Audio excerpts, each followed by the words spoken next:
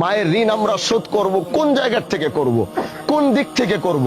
পৃথিবীর এমন কিচ্ছুই আল্লাহ বানায় নাই যেটা দিয়ে মায়ের ঋণ শোধ করা যাবে। এজন্য নবীও মাকে বড় ভালোবাসতেন।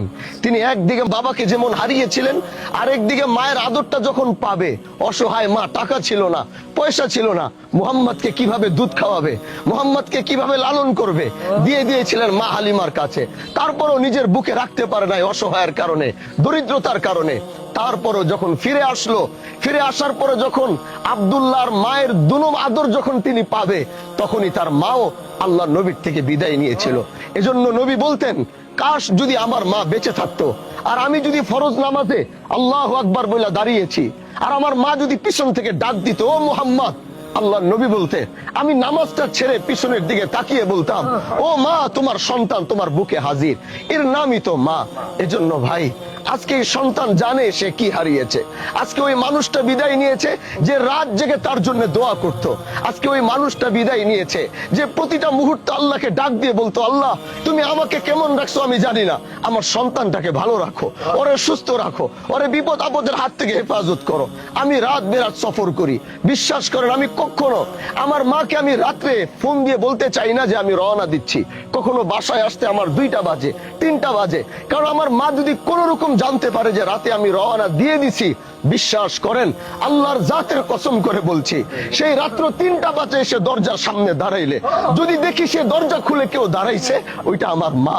আমি জিজ্ঞাসা করি, মা, এই রাতে তুমি কেন ঘুমাও নাই?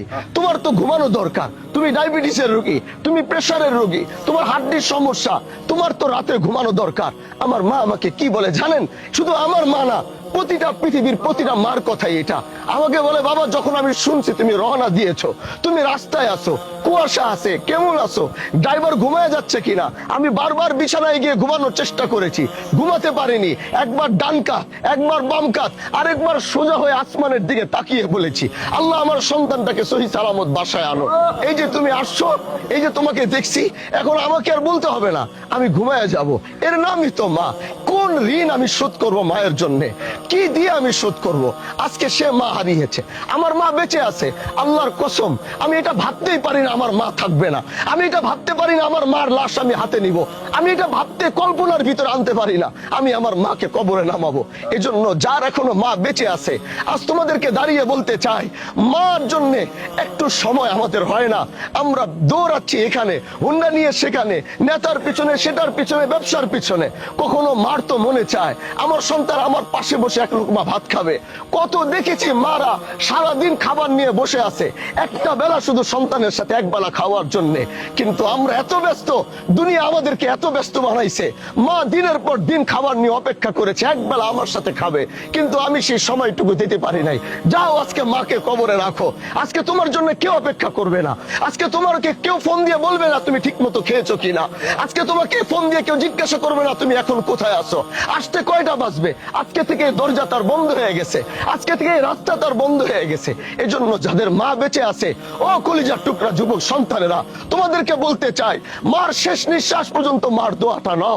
আমি দেখেছি, আমি মাদ্রাসার বাচ্চাগুলাকে দেখেছি, মাঝে মাঝে ওদের পিছনে দাঁড়িয়ে আমার শুনতে ইচ্ছা করে, এত কান্না করে কেন, পিছনে কান দিয়ে লাগিয়ে শুনতাম। তারা চোখের পানি ছেড়ে শুধু এই দোয়া করে, আল্লাহ আমার মাকে মাফ করে দাও, আমার বাবাকে মাফ করে দাও। আজ আমাদের মা বেঁচে আছে, মায়ের এই নিয়ামত যতদিন বেঁচে আছে এই রহমতটাকে কাজে লাগাও। একমাত্র একই ব্যক্তি যার দোয়া আল্লাহ কোনোদিন ফেরত দিবে না, যার চোখের পানি আল্লাহ কোনোদিন ফেরত দিবে না। এজন্য জীবনের প্রতিটা মুহূর্ত মার জন্য বাসায় আসছি, 2টা আপেল কিনে এনে মার হাতে বলি, মা আমার মন চাইছে আসার সময় আমি তোমাকে আপেলটা খাওয়াবো, তুমি আমার সামনে বসে আপেলটা খাও। এর থেকে বেশি মা তোমার কাছে কি চায়? এর থেকে বেশি আর কি চাওয়া আছে? তার আর কোনো চাওয়া নাই, তার একটাই চাওয়া, আমার সন্তান আমার পাশে বসবে, আমার কাঁধে হাত দিবে, বুকটা জোরে আমারে ধরে জিজ্ঞাসা করবে আমি কেমন আছি।